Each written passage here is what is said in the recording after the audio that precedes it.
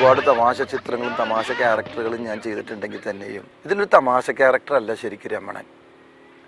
രമണൻ എന്ന് പറയുന്നത് അതിൻ്റെ ഒരു മെയിൻ ക്യാരക്ടർ തന്നെയാണ്. എല്ലാ സംഗതികളും ഈ കഥയിലെ എല്ലാ സംഭവങ്ങളും പൊളിക്കുന്ന ഒരു ക്ലൂ ക്യാരക്ടറാണ്.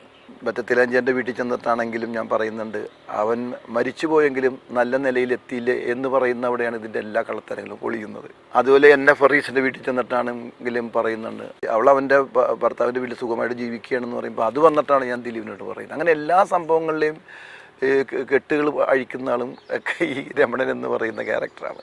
എനിക്ക് കിട്ടിയ ഒരു ഓസ്കർ അവാർഡാണ് പഞ്ചാബി ഹൗസിലെ രമണൻ. റാഫി പറഞ്ഞ ചില കഥാപാത്രങ്ങൾ നമ്മൾ സൃഷ്ടിക്കും അതിങ്ങനെ അത് പിന്നെ ഷൂട്ടിംഗ് നടക്കുമ്പോൾ അത് നമ്മൾ ഉദ്ദേശിച്ചതിലും മേലെ ആ കഥാപാത്രങ്ങൾ വളരാറുണ്ട്. അതിന് ഉദാഹരണമാണ് അശോകൻ ചെയ്ത ഈ കഥാപാത്രം രമണൻ എന്ന് എന്നോട് റാഫി പറഞ്ഞപ്പോൾ എനിക്ക് ഭയങ്കര സന്തോഷം തോന്നി.